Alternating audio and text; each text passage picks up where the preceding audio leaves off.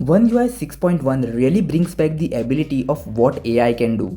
With the 6.1 update, you get to see a lot of features, but the one which really stands out is to translate the live call.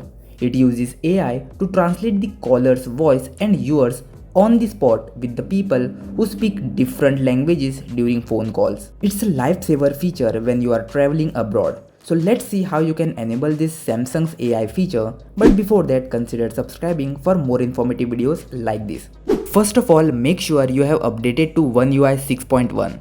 Now go to settings and here I'll just scroll down a bit. Here open advanced feature options and choose the first option, advanced intelligence, and here go to the phone option. Now just turn on this feature and choose your language to translate into. After that, it will download some language packs and you are ready to go. And whenever you get a call, just tap on this call assist option and choose live translate. This feature will be very helpful when you are traveling in other countries.